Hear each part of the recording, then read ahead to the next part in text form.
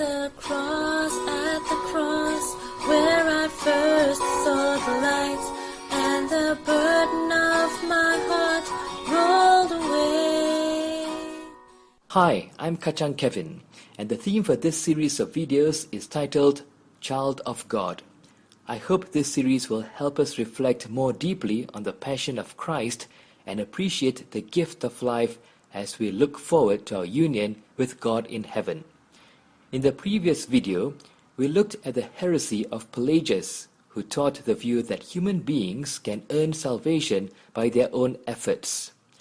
This because he mistakenly attributed the supernatural gift of charity to belong to our free will.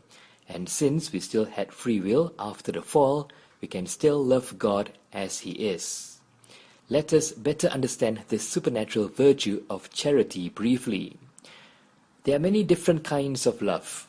Love between husband and wife, parents and children, love for country, and so on.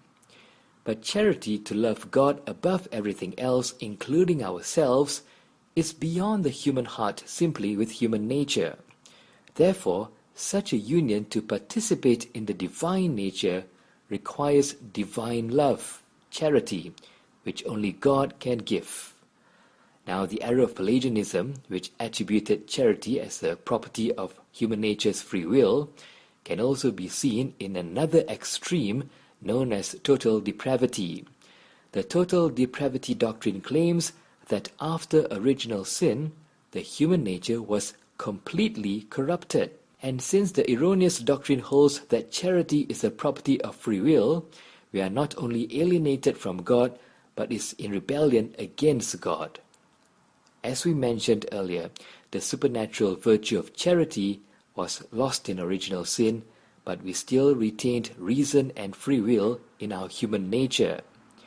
The mission of Christ was to restore what Adam had lost, namely the supernatural gift of sanctifying grace, which restores charity into our hearts to fulfill the law of loving God and neighbor.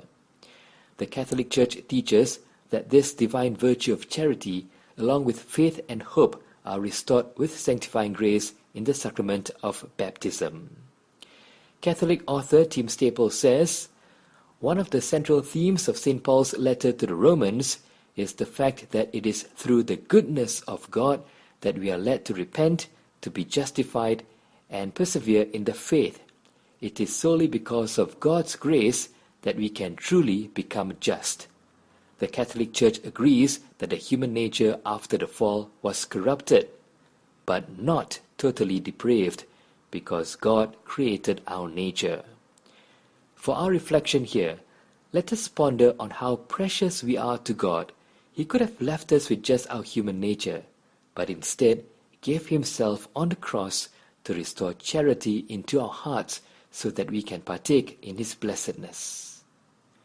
To have this series of videos sent to you for free, subscribe now at www.redeemedforworship.com.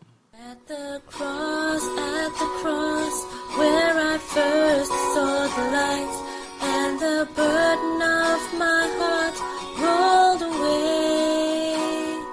It was there by faith I received my sight, and now I am happy all the day. Created using Powtoon.